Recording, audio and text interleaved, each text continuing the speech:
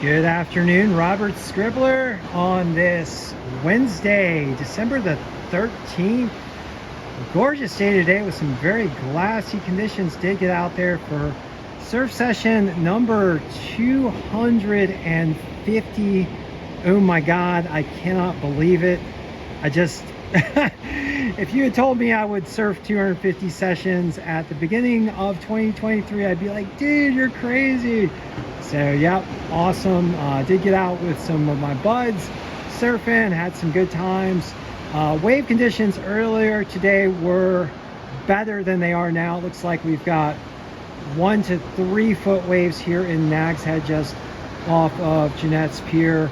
I'd say like 1 to 2 foot consistent with the occasional 3-footer. When we got out earlier, it was 2 to 3, probably with the occasional 4-footer rolling on in. Of course, we are at low tide here, so that probably helping to dampen down the wave conditions. And let's get into some of the observations provided by the wave monitors, the buoys, and the National Weather Service.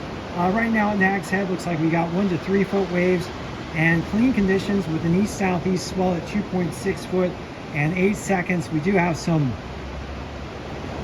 texturing coming in with northerly wind, but northerly winds are still light out of the west-northwest at 9. Those are expected to pick up throughout the day. Air temperatures right now about 48 degrees, so still feeling pretty cold, and ocean water temperatures at 55, 56. We did experience a low tide today between 1 and 2 p.m. Right about now, and then we're looking forward to a high tide between 7 and 8 p.m. for the east-facing beaches. To our south in Rodanthe, waves also in the range of 2 to 3 foot and clean, with a southeast swell slightly larger at 2.9 foot and 8 seconds, northwest winds at 8. Air temperatures 48 degrees, ocean water temperatures a tad warmer there at 59, but not warm at all. And then down at Buxton, 3 foot plus waves and clean conditions with a southeast swell at 3 foot and 8 seconds, north-northwest winds at 9 miles per hour. Air temperatures also 48 degrees, pretty cold down there. Ocean water temperatures much warmer at 63. And last of all at Frisco, 2 foot plus waves and clean conditions with a southeast swell at 3.1 foot and 8 seconds. Okay, got a pretty comprehensive forecast for you guys.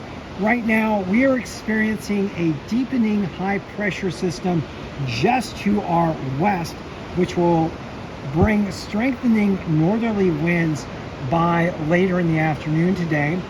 And that will start to generate some choppy conditions.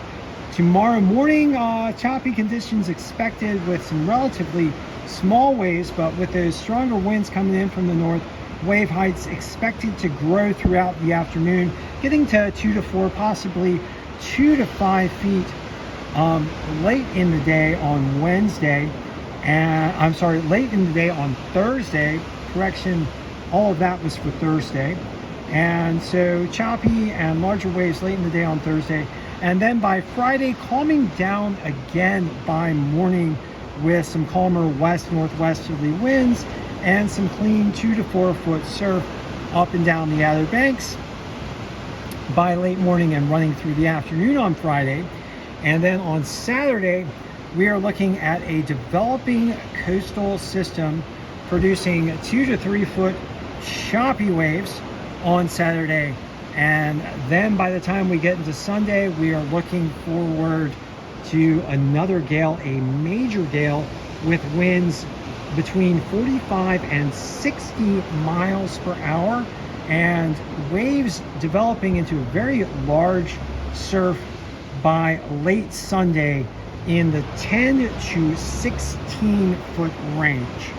And then by Monday, calming down and possibly some clean but very large conditions following that major gale. Okay, so a pretty comprehensive forecast for you guys. Thank you for joining me for this Wednesday, December the 13th session of the OBX Wave Report. Hope you guys do get out and enjoy some surf if you haven't already. And as I tend to do, I'd like to ask you guys to please also do everything you can to help support the transition to clean energy, rapidly deployable forms of clean energy being wind, water, solar, electric vehicles, green hydrogen, and liquid fuels produced from green hydrogen. That will help to protect our coastlines from the impacts of climate change driven by fossil fuel burning. Those impacts being rising sea levels, more intense storms, ocean acidification, and ocean heat waves, all of which harm our ocean health. All right, so thank you for joining me once again, and I will be back with you shortly.